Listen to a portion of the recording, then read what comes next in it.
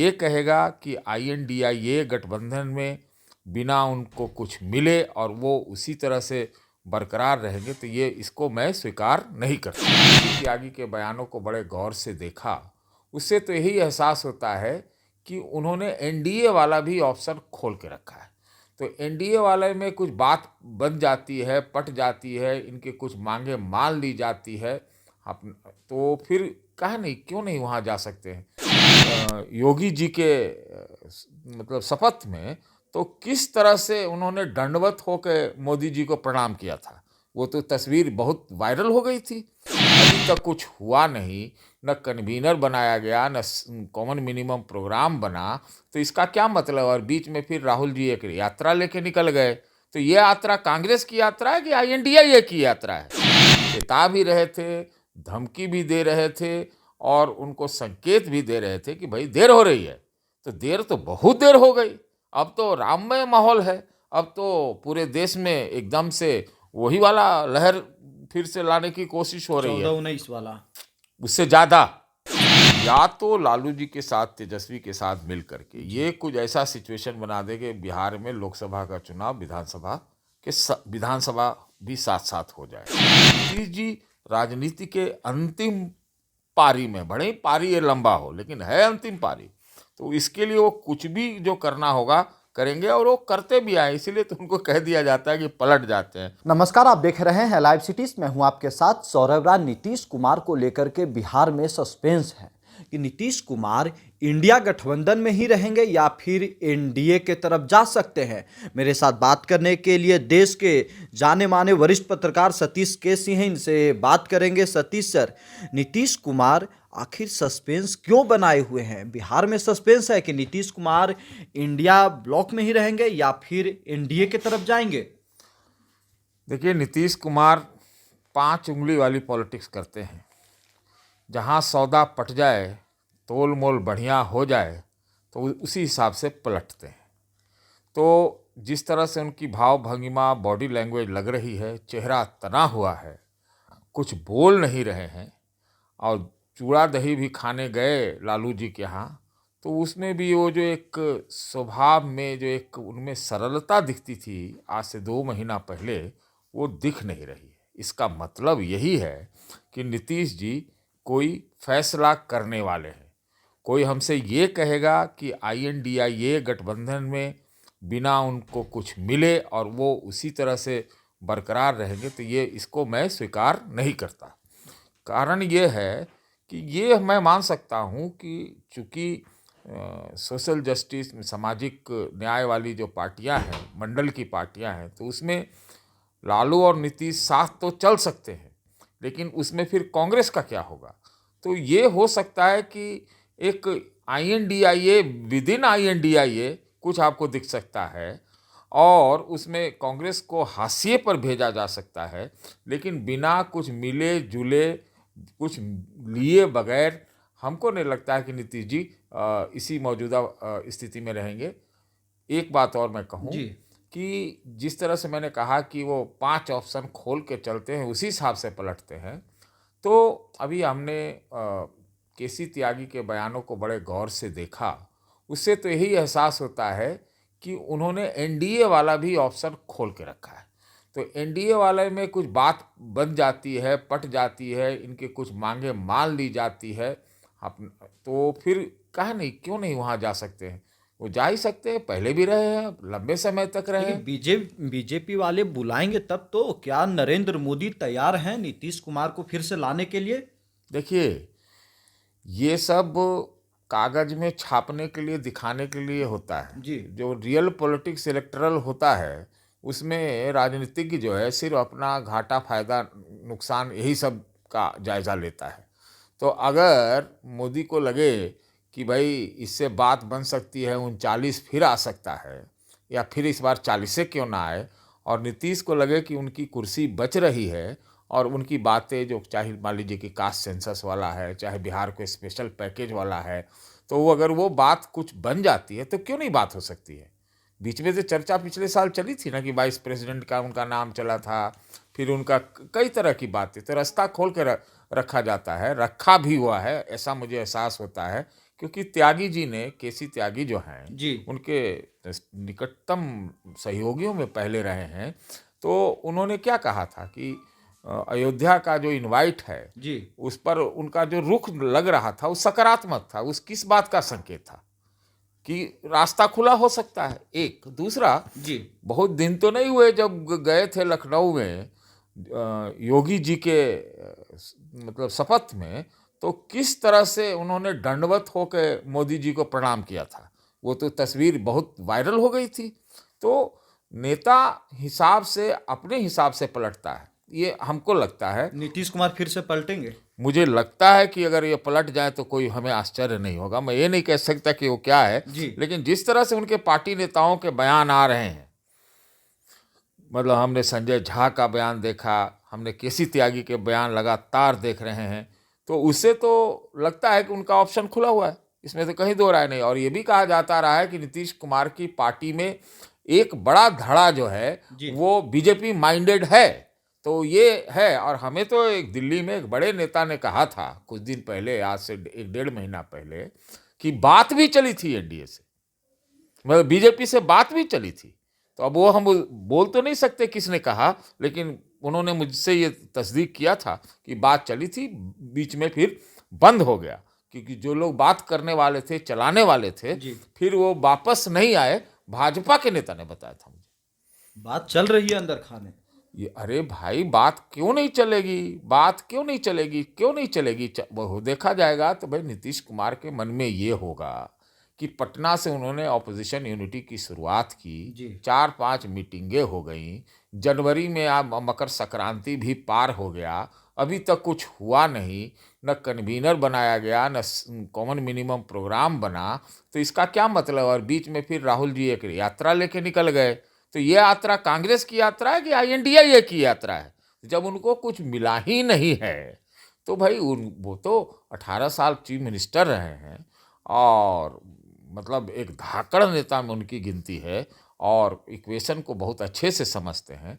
तो फिर बात क्यों नहीं कर सकते? कई तरह की बात कर सकते हैं। संयोजक का पद मैंने तो आपसे खबरें कि ठुकरा दिए नीतीश कुमार, जी, ठुकरा दिए संयोजक का पद। संयोजक का बात यह है कि कल को चुनाव हो और आप आज कहिए संयोजक बना रहे, तो इसका कोई मतलब नहीं है।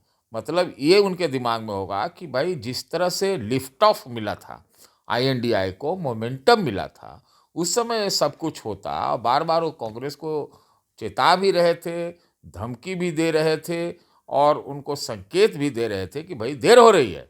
तो देर तो बहुत देर हो गई, अब तो राममय माहौल है।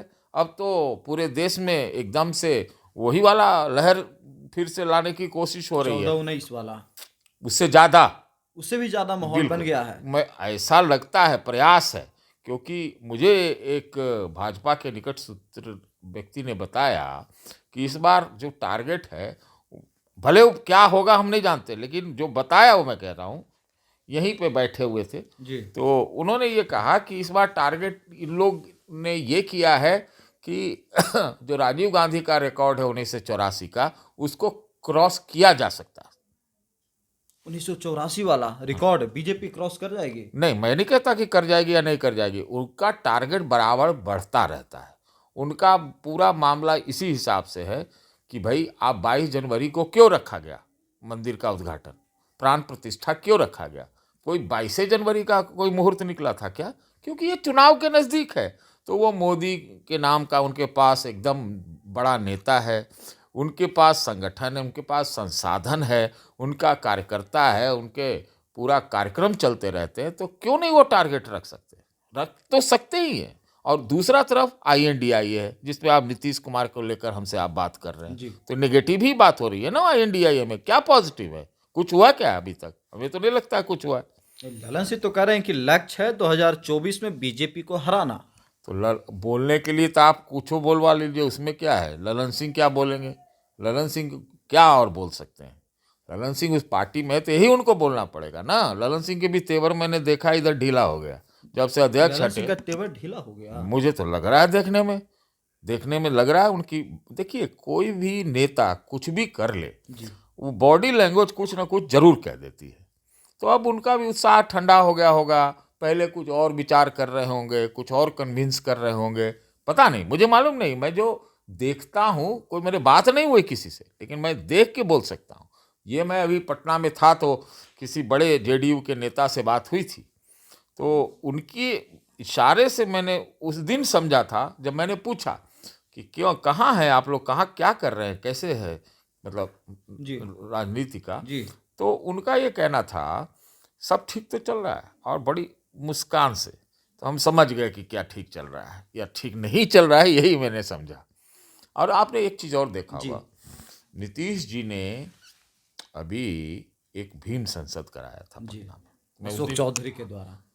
हाँ, जी तो मैं उस दिन पटना में ही था। तो और उसी दिन मैं संयोगवश आरजेडी के ऑफिस भी पहुंचा था। वहाँ कॉन्स्टिट्यूशन दिवस कुछ मनाया जा रहा था। तो दो निकट सहयोगी अलग अलग पार्टियों के अलग अलग कुछ काम कर रहे हो एक ही दिन में, तो बात चलती है कि अपनी अपनी राजनीति हो रही है। और नीतीश जी का उस भीम संसद से एक चीज़ मुझे जो संकेत मिला था, जिसमें उन्होंने बहुत लंबे समय बाद बिहार के स्पेशल पैकेज का मुद्दा फिर से उठाया था। बहुत इधर बीच में ठंडा था, और वो कास्ट सेंसस जो जातिगत जनगणना के, वो अपने आप को यह माना भी जा सकता है कि जी उसके नायक हैं। उस आधार पर अपनी कुर्सी को लेकर के, अपना अस्तित्व को लेकर के, वो हमको लगा कि वो फिर से वो उस मूड में आ गए हैं। तो उस लिहाज से अपना रेलेवेंस के लिए और अपना अस्तित्व के लिए वो कुछ भी कर सकते हैं, कुछ भी कर सकते हैं। नीतीश कुमार को लेकर के एक चीज और ये कहा जा रहा है कि अब वो थोड़ा अस्वस्थ हो चले हैं, तबीयत ठीक नहीं है नीतीश कुमार की, इस फैसला क्या लेंगे? देखिए, कोई भी राजनेता, उसकी जमानत भी जब्त हो रही होती है तो कहता है कि वो जीत रहा है। तो मैं नहीं कह रहा है, नीतीश जी के बारे में मेरा कोई एक कमेंट नहीं है। कोई नेता हार नहीं मानता है, वो अपने हिसाब से देख रहे होंगे कि उसमें उनका क्या बढ़िया हो सकता है। बात तो अस्वस्थ होने की कही गई है, लेकिन हम उसकी तो तस्दीक नहीं कर सकते। लेकिन आजकल चेहरा उनका तना हुआ ज़रूर मैं देख रहा हूँ, जो विजुअल देखता हूँ उसमें। जी अब उस हिसाब से चाहे उनको डिसअपॉइंटमेंट हुआ हो, जो हुआ हो, लेकिन वो बात तो है कि वो जो है ये संकेत दे रहा है कि या तो परेशानी में हैं, या तो कुछ व्यथित हैं, या तो कुछ गहरा सोच रहे हैं, या गहरा चाल है। कुछ ना कुछ करेंगे जरूर, इतना मैं कह सकता हूँ। अभी एक बात की और हमने चर्चा सुनी है, और कुछ कुछ मुझे थोड़ा बहुत लगता भी कि ऐसा हो भी सकता है कि या तो लालू जी के साथ, तेजस्वी के साथ मिल करके ये कुछ ऐसा सिचुएशन बना दे कि बिहार में लोकसभा का चुनाव विधानसभा भी साथ साथ हो जाए, या फिर कुछ एनडीए से उनका कोई समझौता बन जाता है उनके हिसाब से, नीतीश जी के हिसाब से, तो भी एक ये संभावना बन सकती है कि साथ ही चुनाव करा दिया जाए।